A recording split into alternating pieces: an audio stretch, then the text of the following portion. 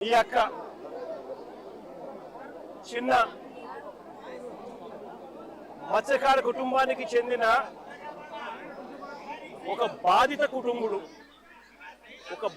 కుటుంబ సభ్యుడు మృత్యుతో పోరాటం చేసి 7 మంది కలిసి వేటకు వెళ్తే పట్టించుకునే నాతుడు లేక బోటు క్యాప్సైజ్ అవుతే 20 గంటల పై చిలుకు సముద్రంలో యుద్ధం చేసి మిగిలిన 6 మంది చనిపోతే కేవలం ఒకే ఒకడు బాధితుడు, ఒకడు మాత్రం బతికినాడు. చిన్న ఇంకొక అక్క ఇంకొక బాధితురాలకు సంబంధించి ఇంకొక బాధితుడికి సంబంధించిన భార్య. అబద్ధమా? వీళ్ళందరూ ఈరోజు వీళ్ళందరూ కూడా ఈరోజు ఎందుకు మీడియా ముందర నిలబడ్డారు? ఎందుకు వీళ్ళందరూ కూడా జరిగిన అన్యాయానికి గొంతు విప్పి మీడియా ద్వారా వాళ్ళ బాధను తెలియజేసే కార్యక్రమం ఎందుకు చేస్తా ఉన్నారు అన్నది మానవతా దృక్పథంతో ప్రతి ఒక్కరూ కూడా ఆలోచన చేయాలి. నేను అడుగుతా ఉన్నాను, ఇదే ప్రభుత్వం జరిగిన ఘటనను ఒకసారి చూస్తే, జరిగిన విషయాలను ఒకసారి గమనిస్తే అసలు ప్రభుత్వం అన్నది ఎంత అన్యాయంగా బిహేవ్ చేసింది, మానవత్వం అన్నది లేకుండా ఎలా బిహేవ్ చేసింది అన్నదానికి ఈ ఉదాహరణ ఒక అద్దం పడుతుంది. జూలై 1వ తారీఖున చిన్న తనతో పాటు మరో 6 మంది, అంతే మొత్తం 7 మంది కలిసి వేటకు బయలుదేరినారు. తన బోట్లు వేట కూడా బోటు క్యాప్సైజ్ అయ్యే ప్రదేశం వచ్చేసరికి కేవలం 10 మైళ్ళు విశాఖపట్నం గంగవరం పోర్టు నుంచి విశాఖపట్నం పోర్టు గంగవరం పోర్టు ఇక్కడ నుంచి కేవలం 10 మైళ్ళ దూరంలోనే ఈ క్యాప్సైజ్ జరిగింది, ఈ బోటు ఘటన జరిగింది. 2 గంటల జూలై 1వ తారీఖున తాను వేటకు పోయి జూలై 4వ తారీఖున అంటే 3 రోజుల తర్వాత జూలై 4వ తారీఖున చిన్న తాను ఫోన్ చేసి 2 గంటల 31 నిమిషాలకు, ఇది తన కాల్ డేటా, తన ఫోన్ నుంచి తాను ఎవరికి ఫోన్ చేశాడు అని చెప్తా ఉన్న కాల్ డేటా, తన ఫోన్ కాల్ డేటా, తన మేనల్లుడు గురునాథకు జూలై 4వ తారీఖున 2 గంటల 31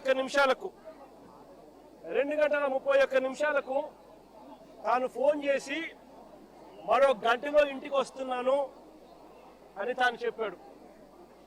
అంటే వేట అయిపోయింది, దేవుడి దయతో చేపలు కూడా పుష్కలంగానే పడ్డాయి, మరో గంటలో నేను ఇంటికి చేరుకుంటాను అని చెప్పి తన మేనల్లుడికి ఫోన్ చేశాడు. దురదృష్టవశాత్తు తాను ఫోన్ చేసిన కొద్దిసేపటికే తీవ్రమైన అలలతో బోటు క్యాప్సైజ్ అయింది, బోటు మునిగింది.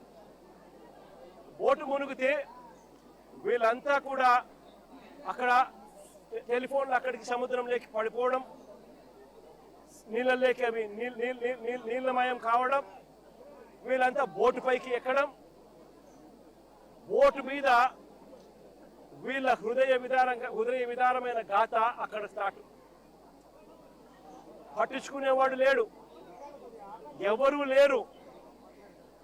10 మైళ్ళు ఈత కొడితే తప్పనిచ్చి పోటుకు రారు. బోటు ఒకవైపును చూస్తే గంటకు మునిగిపోతా ఉంది. అలాంటి పరిస్థితిలో ఘటన జరిగిన వెంటనే బోటు కింద భాగంలో ఉన్న ఒక మనిషి చనిపోవడం జరిగింది. మిగిలిన 6 మంది అక్కడి నుంచి ఈత కొట్టడం మొదలుపెట్టారు. అది వాళ్ళ పరిస్థితి ఆ మాదిరిగా ఉంటే 2 గంటల 31 నిమిషాలకు గంటలో ఇంటికి వస్తానని చెప్పిన తాను గంట అయిపోయినా 2 గంటలు అయిపోయినా 3 గంటలు అయిపోయినా ఇంటికి రాకపోయేసరికి గురునాథ్ మళ్ళా తిరిగి ఫోన్లు చేయడం మొదలుపెట్టాడు వీళ్ళ మేనల్లుడు. కానీ ఆ పక్క నుంచి ఫోన్లకు సిగ్నల్ లేదు, ఫోన్ రిసీవ్ చేసుకునే పరిస్థితి లేదు. అలాంటి పరిస్థితుల్లో వాళ్ళు మనిషి బతుకున్నాడా లేదా కూడా అర్థం కాని పరిస్థితుల్లోకి వాళ్ళు వెళ్ళిపోయి రకరకాల అధికారులకు కంప్లైంట్ చేయడం మొదలుపెట్టారు. రాత్రి 10:30 గంటలకు రాత్రి 7 గంటలకు ఫిషరీస్ డిపార్ట్మెంట్ అధికారులకు కలిసి విన్నవించినారు. 7 గంటల సమయంలో ఫిషరీస్ డిపార్ట్మెంట్ అధికారులు ఎవరు కూడా స్పందించని పరిస్థితి అక్కడ కనపడేసరికి రాత్రి 10:30 గంటకు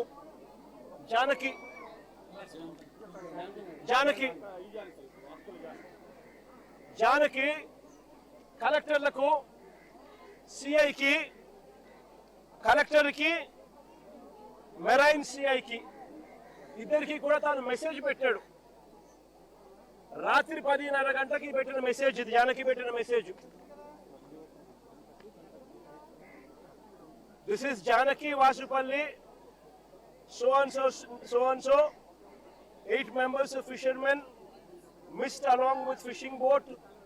Request to please pursue the search operation near Gangavaram coast. Specific coordinates తో సహా గంగవరం ప్రాంతం నుంచి గంగవరం కోస్ట్ దగ్గర ఘటన జరిగింది అని చెప్పి సమాచారం ఉన్న నేపథ్యంలో గురునాథ్ దగ్గర నుంచి ఇన్ఫర్మేషన్, కుటుంబ సభ్యుల దగ్గర నుంచి ఇన్ఫర్మేషన్, ఇవన్నీ క్రోడీకరించి కలెక్టర్కు, సిఐకి, మెరైన్ సిఐకు తాను పెట్టిన మెసేజ్లు. ఇది మెరైన్ సిఐ సేమ్ అదే మెసేజ్ మళ్ళా పెట్టాడు, కలెక్టర్ కాకుండా మెరైన్ సిఐకి. Request for coast guard search operation, families worried, kindly help sir. ఇవన్నీ మెసేజ్లు పెట్టిన తర్వాత మనం ఏమైనా కూడా ఏం ఎక్స్పెక్ట్ చేస్తాము? విశాఖపట్నం ఇక్కడే ఉంది. విశాఖపట్నం ఇక్కడే ఉంది అని అంటే దాని అర్థం ఏంది? Visakhapatnam eastern naval command head quarters. Visakhapatnam eastern naval command head quarters అంటే ఇక్కడే విశాఖపట్నంలో నేవీ ఉంది, విశాఖపట్నంలో కోస్ట్ గార్డ్ ఉన్నారు, విశాఖపట్నంలో హెలికాప్టర్లు ఉన్నాయి, విశాఖపట్నంలో కలెక్టర్లు ఉన్నారు, విశాఖపట్నంలో కమిషనర్లు ఉన్నారు, పోలీస్ కమిషనర్లు కూడా ఉన్నారు. ఇంతమంది ఇక్కడే ఉండి కేవలం 10 మైళ్ళు సముద్రం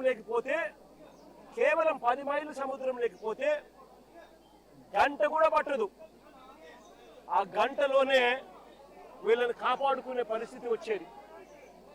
చిన్న ఈత కొడుతూ చిన్న పరిస్థితి ఏమిటి అని అంటే కనీసం తెల్లవారుజామున 5 గంటలకు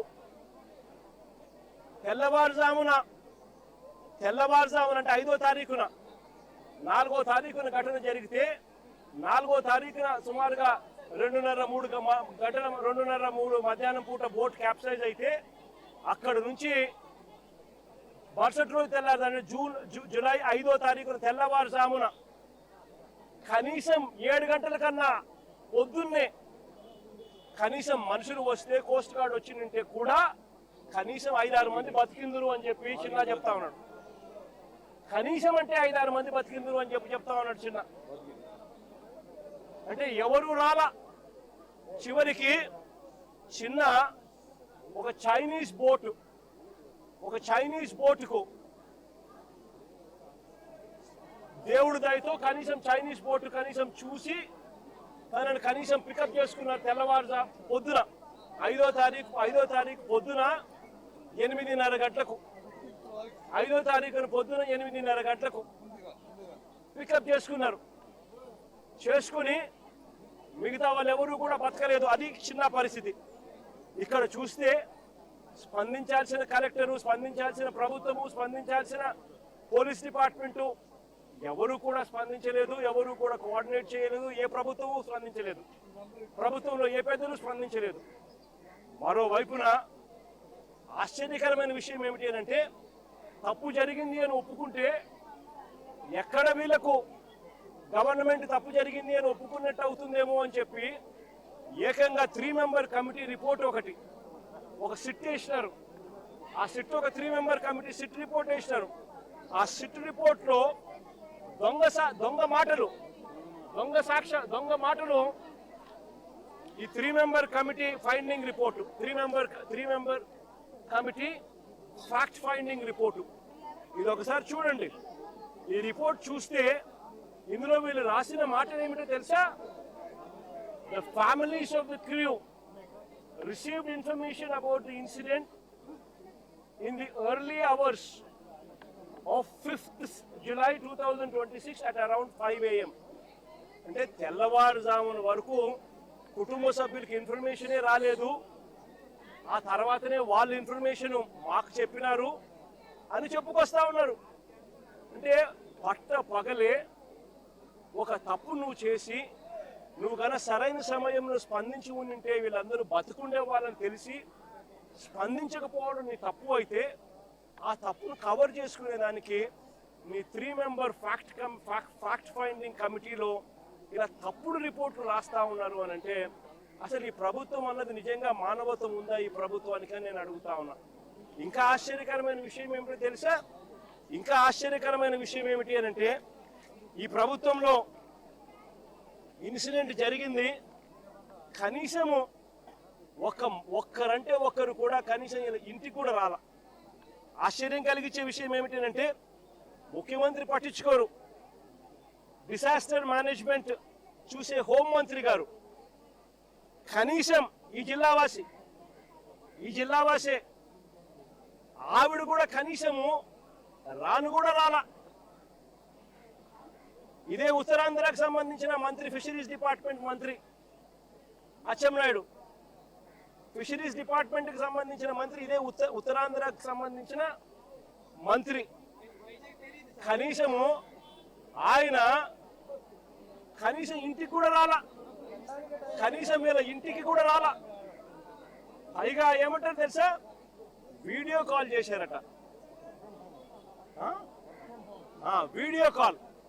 వీడియో కాల్లో వీళ్ళ కుటుంబాలను వాళ్ళు పరామర్శించారు అని చెప్పి అనితమ్మ అంటుంది.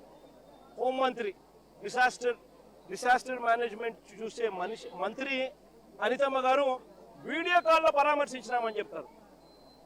ఒక్కరంటే ఒకరు కనీసము బాధ్యత గల స్థానంలో ఉన్న వ్యక్తులు, ఫిషరీస్ డిపార్ట్మెంట్ మంత్రి కానీ, డిసాస్టర్ మేనేజ్మెంట్ మంత్రి కానీ, ముఖ్యమంత్రి కానీ కనీసం ఒక్కరంటే ఒకరు పట్టించుకున్న పరిస్థితి లేదు. కనీసం వీళ్ళ ఇళ్ల కాడికి వచ్చి వీళ్ళను ఓదార్చి తప్పు జరిగిందమ్మా, ప్రభుత్వం తప్పు చేసేది, కలెక్టర్ స్పందించలేదు, అది మా తప్పే, సిఐ పోలీస్ డిపార్ట్మెంట్ స్పందించలేదు, అది మా తప్పే, దానికి క్షమాపణ చెప్తా ఉన్నామమ్మా, మీకు కనీసం మనిషిని తీసుకొని రాలేకపోయినా కూడా కనీసం మీ కుటుంబానికి తోడుగా మేము ఉంటామమ్మా అని చెప్పి కనీసం 4 మాటలు మాట్లాడలేకపోయారు ఈ మంత్రులు. ఈ ముఖ్యమంత్రి గారు కనీసం ఆ మంత్రులను పంపించేనా కానీ కనీసం ఆ మాటలైనా చెప్పించలేకపోయాడు. ఇది ఈరోజు రాష్ట్రంలో జరుగుతూ ఉన్న పరిస్థితి.